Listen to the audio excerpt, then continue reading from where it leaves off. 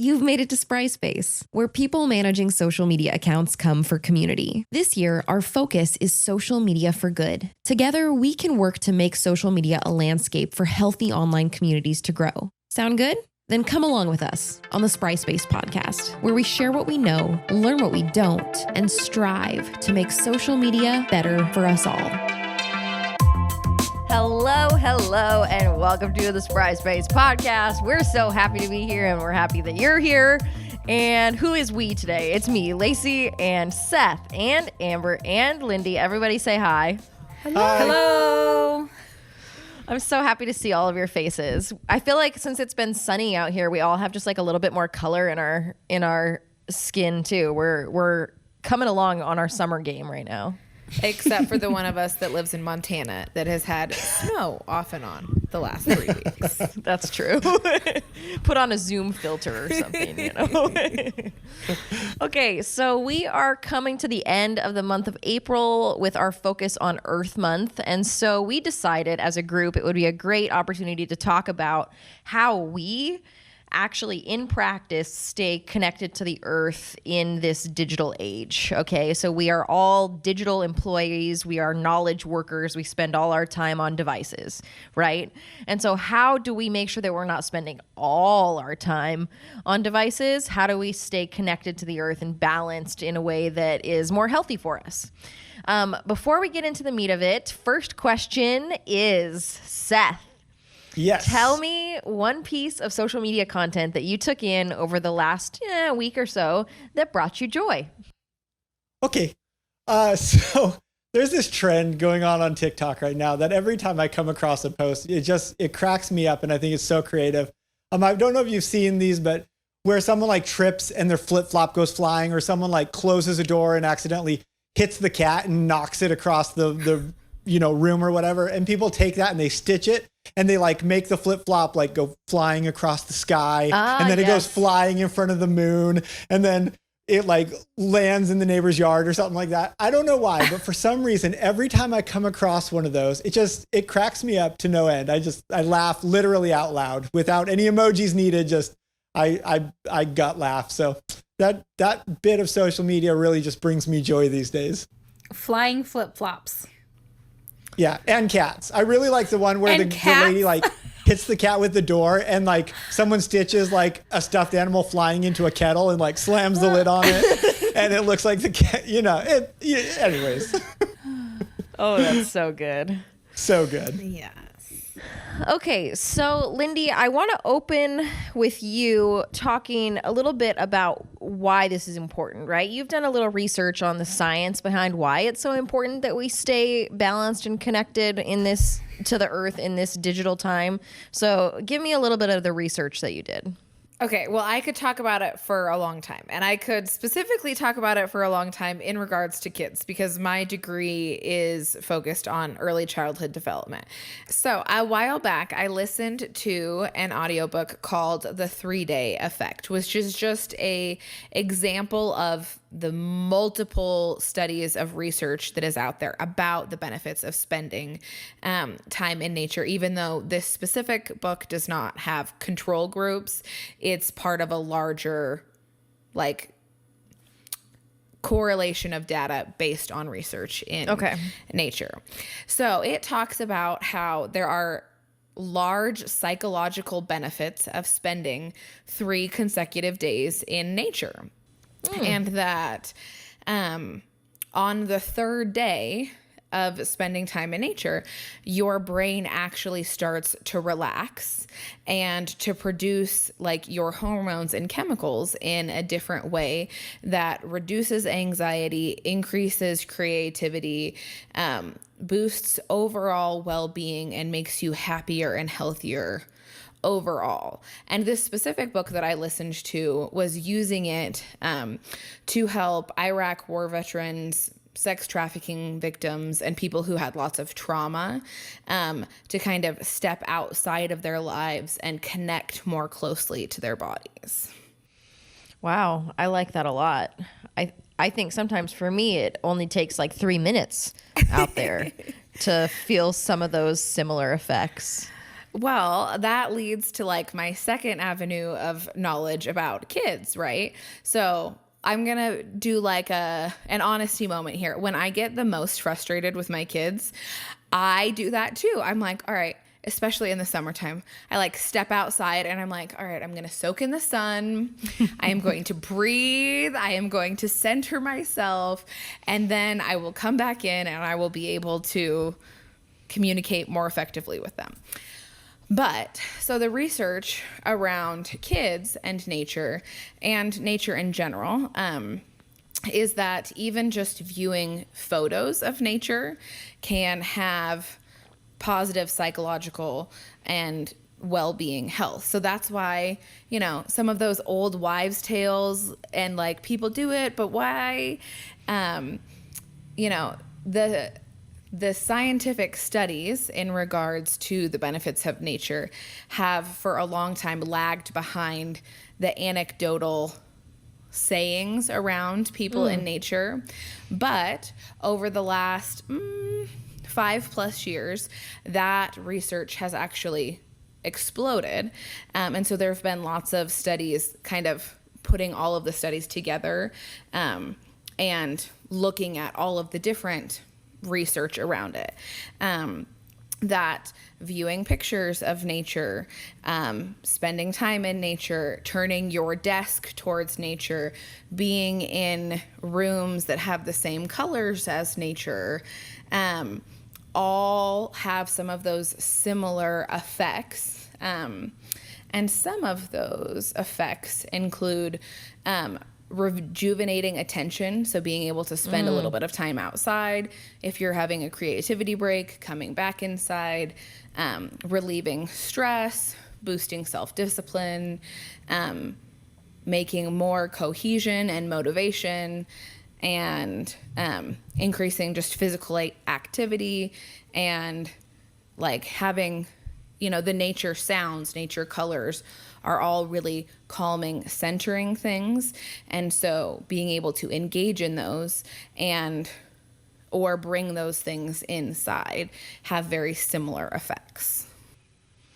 So Amber, from your perspective and your experience as a digital worker like we are, do you feel those same effects too that Lindy is talking about? Yeah, I'm actually thinking if I needed an excuse to go away for 3 days, I just found it.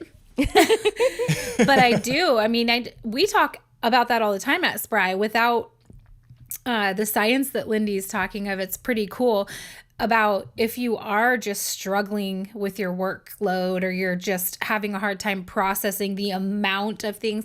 I get stuck when my to-do list is this long and I have, only a short amount of time.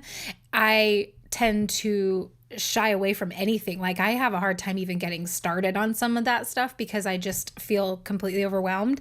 And what I'll do is I'll walk outside and I'll either bring my laptop out there and work outside.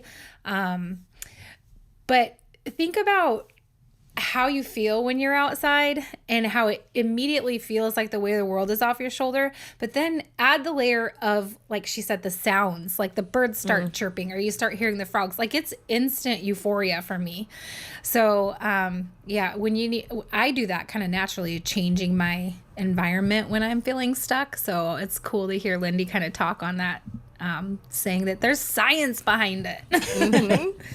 So Seth, tell me about a practice that you have that kind of keeps you, balanced and focused on or in nature, and gets you out of the desk and the screens.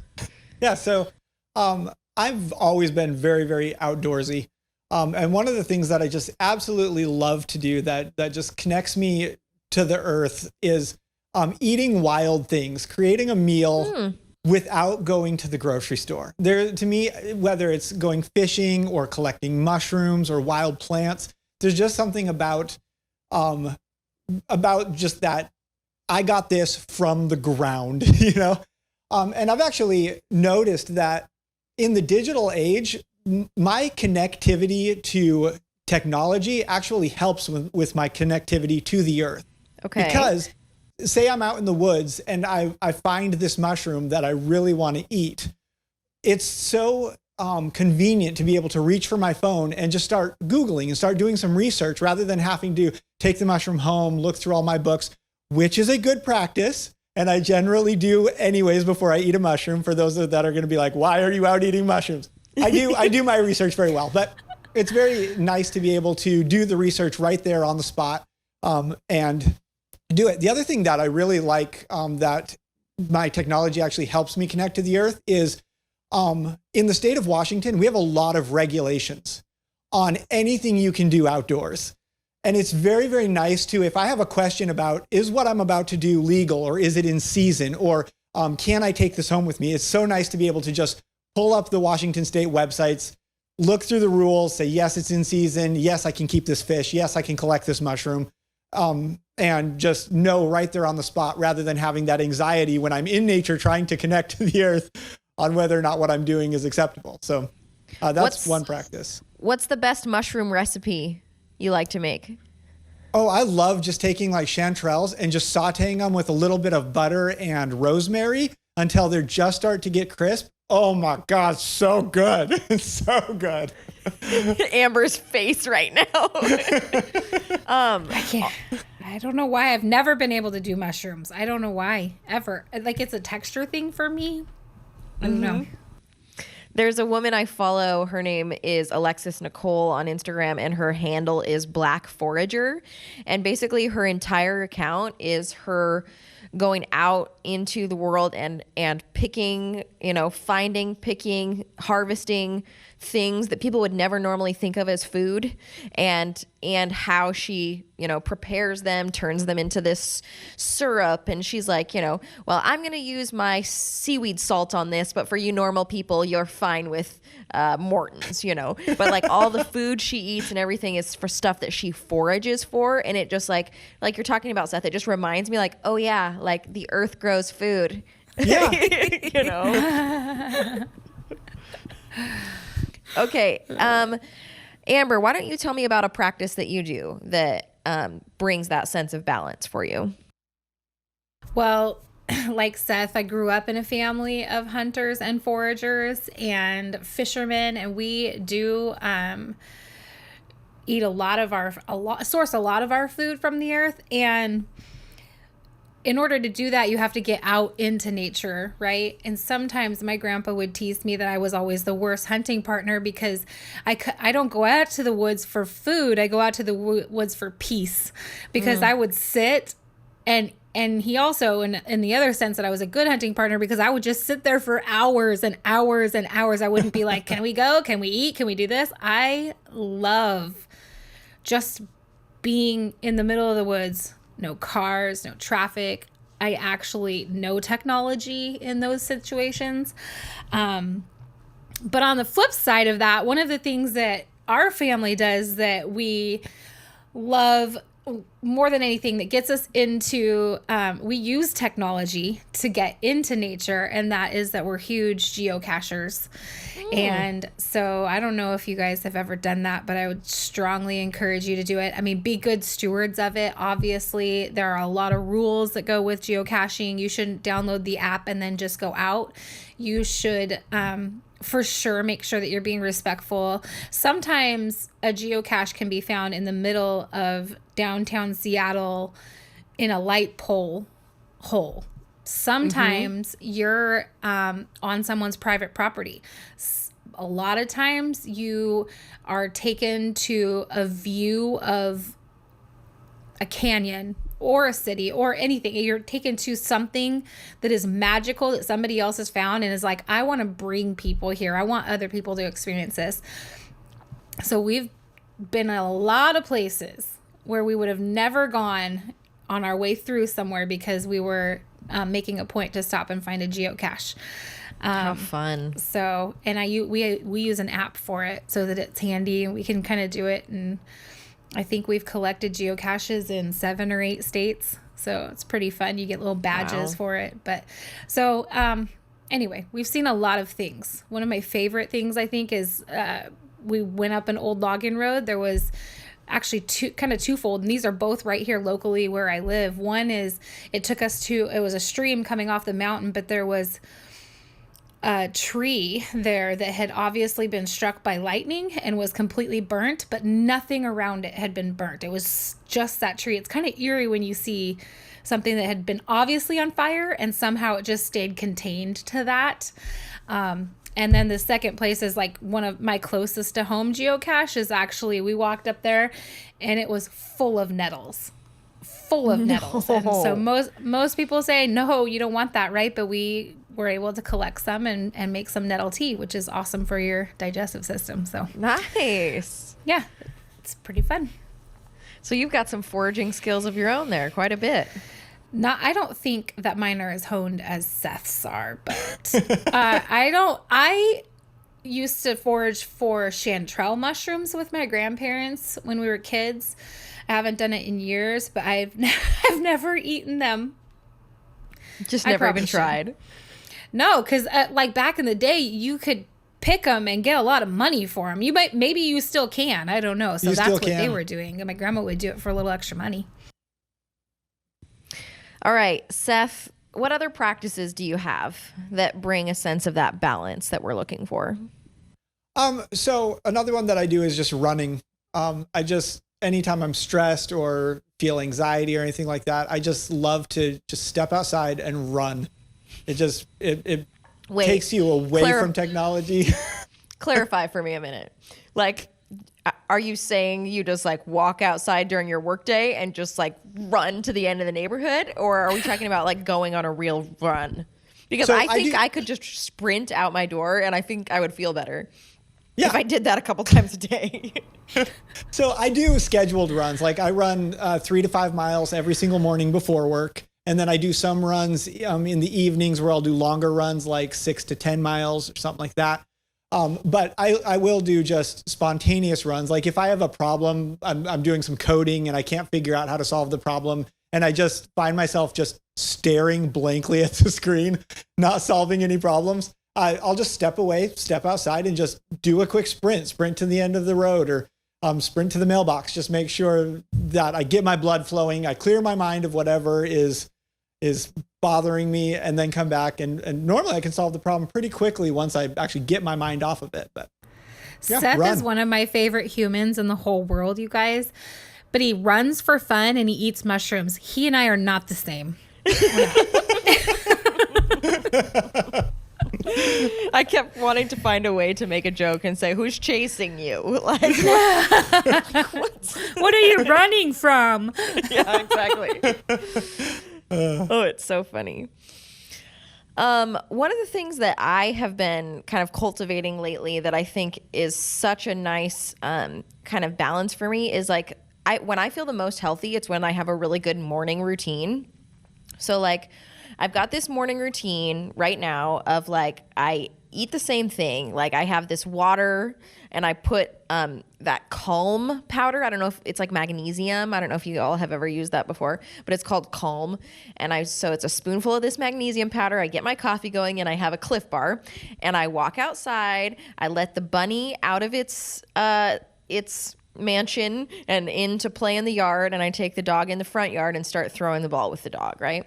So during this spring and summertime, just like starting my day off with this nice routine that includes being outside, throwing the ball for the dog, seeing the animals, interacting with the earth, and like not starting right on any tasks right away, but just actually being outside. And especially, I know it won't last forever. And I already like pre-grieve. Like it's barely the middle of spring and I'm already pre-grieving. It's not even here yet. I'm like pre-grieving the sun going away for another 9 months already. But like standing out there and having like the sunlight on my chest skin, like, cause I'm still in my nightgown, you know? And I've got my chest skin with the sun on it. It's like euphoria. Like that's my euphoria. Mm-hmm. So that has been super helpful to me. Did you guys play outside in the rain when you were kids? Only for sports to me. Really? Like soccer. I don't know if it was just growing up in the country or what, but my mom said get outside. It didn't matter what the weather was. You found something to do. And it's interesting because I don't know if my kids have ever played in the rain. And I've thought about that. I'm like, they need more time outside and in nature. And how do I get that when we live in the Pacific Northwest and it's rainy 9 out of the 12 months a year? Maybe even more, because let's be realistic. It's not like August never rains, as it does sometimes. In June, too. Sometimes, I mean, months of June, or I mean, weeks of June. Yeah. So I don't know. But I probably should just make them do it. I don't know. I never got pneumonia. Okay, Lindy, do you have a practice that you can share about, something that you do that brings that sense of balance? So one thing is I try to follow social media channels that share lots of nature images to kind of work on that balance even when I'm using... You can just verbally say, my kids are in the background, blah, blah, my blah. children, they stay in their rooms for a little bit and then they come out. Always when it's my turn to talk.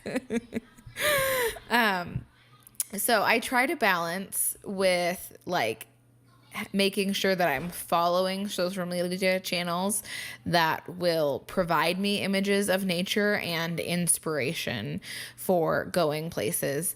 And then I really like family time, so we try really hard to get out and go fishing and hiking and playing outside, and taking my computer outside while my children play in the yard because I still have pretty young children. So just maximizing the time that we can spend outside, especially when it's good weather. Mm-hmm. Okay, who's got any other practices that they want to share? Anybody else have anything big that kind of keeps them outside during this digital age? Not necessarily, except that I'd be curious to hear what channels you can think of that you follow, Lindy, because I do the same. Follow several, Get Outside, and I want to say that there's one that's Get Outside Washington.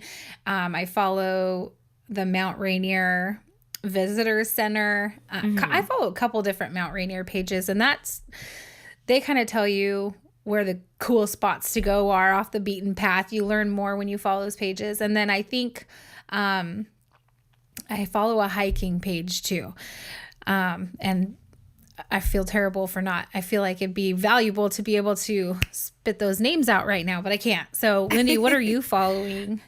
It's okay. I can't spit out any names right now either, but I like to follow photographers, especially. I know several photographers that really enjoy nature photography, and so following them provides that kind of nature images.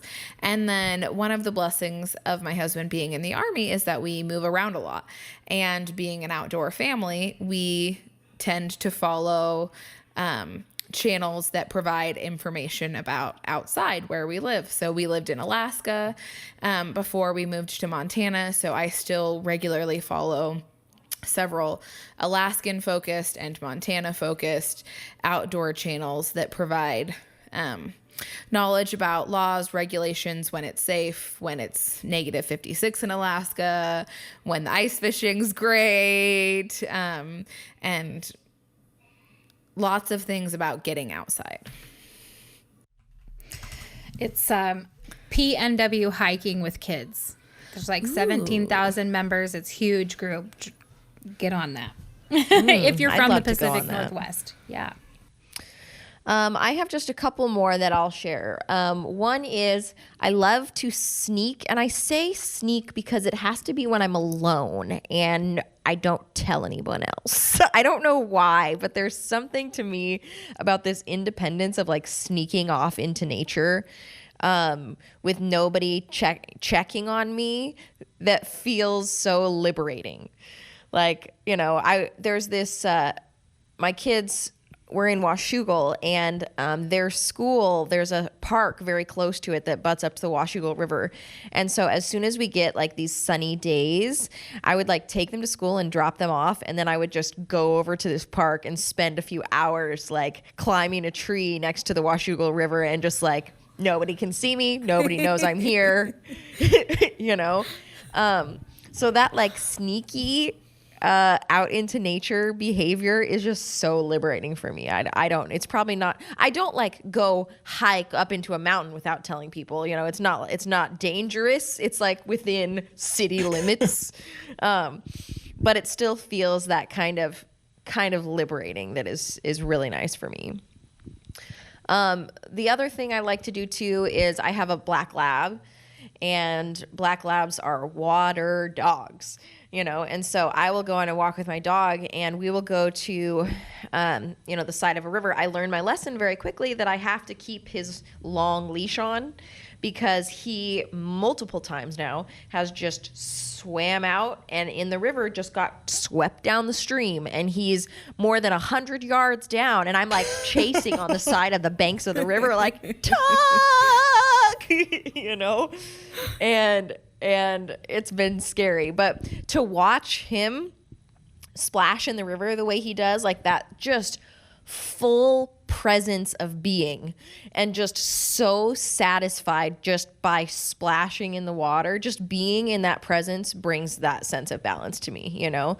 I'll usually end up getting about knee deep so that he can have a little bit more range to swim in, and it's just reminds me that I'm like a part of this earth too. You know, it just reminds me that I'm not, even though I act separate from the earth all the time, you know, I'm so special in my car, in my house, with my computer. Like, oh yeah, I'm actually like a being that's made from this earth, you know? And that's the feeling I know that I feel like I'm chasing a lot of the time, is this connectedness to, you know, the family of living things on this earth, and not that separateness that comes from the lives that we've created and boxed ourselves into so much. Any other closing thoughts? No? Okay. Then Lindy, I want to hear from you for our closing question. Social media for good is so much about us being mindful of the content we're putting out, being mindful of the content we're taking in, living a balanced lifestyle. And so I want to know how your relationship is, your individual relationship with social media. How you doing? Are you healthy? Are you dysfunctional? How you feeling on that front? I think I'm being pretty healthy, and I feel like I'm taking a lot of ownership. I have always felt that social media is not necessarily a safe place, right? Because it's really easy for people to be toxic and for people to be trolls and for things to spiral out of control really quickly. But I recently, as we've been talking about social media for good and helping to create the internet that we want to see and the communities that we want to see, have decided to carefully and appropriately choose where to engage with content and help to create it a safer space.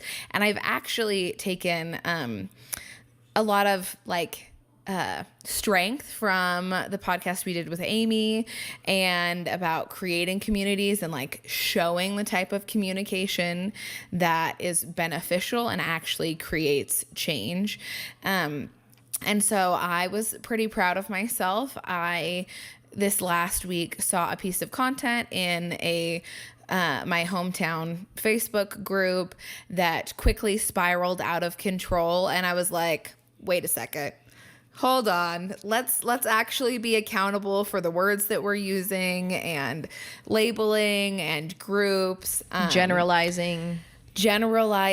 And are we just complaining, or are we trying to create a solution here? And are the words that you're using, you know, the best way to do either one of those things? And it was really wonderful to see how many people were like, hey, great job for keeping us accountable, and like, be the change you wish to see. And there was a lot of support like in the thread of my comments and people afterwards being like, hey, like, let's talk about where the real responsibility here lies. So it was really wonderful to be a part of an experience of helping to create a culture and a community where balanced, non-aggressive language is important. I love that most people probably don't know Lindy personally. She doesn't put a lot of content on her own. Like, she doesn't post a lot of content on her own page. Of course, protective of her kids and that kind of thing. However, her husband will often hack her account and post, and we always know when it's him. And so when you said take ownership, I was curious, are you taking ownership of those too? Because I'll just let you know they're pretty wild. I'm pretty sure she has an alter ego who is a belly dancer, is it? Yeah, I think it's like a competitive professional belly dancer. In Egypt, and I have... It drives me nuts whenever he posts those. People it's my favorite. It's my wild, favorite. Fantastic story about an alternate life where I was a little bit more selfish and went to learn how to belly dance. I think they're hilarious, but that's kind of my humor too. And you instantly know it's him. Yes. Lindy, one thing I want to say to kind of just bounce off of your thoughts there is you have really wonderful moderation skills, like your ability to hear one side and bring a sense of understanding from both sides is so strong that it almost makes me tear up, like hearing you talk about taking that skill. It actually is making me tear up. Maybe that's because true. you're my sister and No, it you is true. really care about me. I don't know. It just to hear you be like, I'm going to use that for good, and I'm going to step into these uncomfortable situations and use this skill that I have to help people come to a common ground. Like, that is what we need, for people to show up with the best of themselves and bring people together on social media instead of tearing things apart. So I'm so glad to hear that that's something that you're doing. I know. I've spent a lot of the last few years mostly talking to children because I have small children. So I feel a little bit out of practice, in like adult language and like communication. And so like, I think that's been a little bit of my hiccup too. I'm like, well, maybe I'm just not going to come off as like intellectual and concise as I am, and I'm trying to purvey because I just talk to children all day long. But I'm like, you know what? You're not going to get better at it unless you're actually doing it, and you have a fair amount of knowledge, so you should just be kind and model respect. And most of us act like children on social media, so maybe that's the right voice to use. I'm just saying. And last week when we were talking about favorite books in our meeting and you talked about nonverbal communication. Nonviolent communication. Yeah, that's, sorry. No, that's what I meant. Different. That's what I meant. One of the ladies was like, oh, you're going to eye roll when your kids are older. And I was like, well, I'm not exactly sure what you mean by that, but I often scratch my head at the things my children do that I feel like I've taught them not to, and kind of like sandwiched it in there and was like, well, I'm not going to really engage with that because I don't know what you're trying to say, but okie dokie. I know. It's so interesting being a human being, and especially being a human being trying to talk to other human beings through screens and letter keys. It's an interesting life we live. Yes. All right. Well, I am very grateful for the time that you three took to come and have this conversation with us, or with me, and I'm grateful for those of you listening. And our challenge to you would be to check yourself before you wreck yourself. Check your social media. Check your balance in regards to how much time you're spending on technology versus how much time you're spending in the earth. It's science. If you're in nature, you're going to feel better. Okay? It's science. Give it a try. And in the meantime, we hope you always just keep learning. Okay? We will talk to you soon. Thanks so much. Bye. Bye. Bye.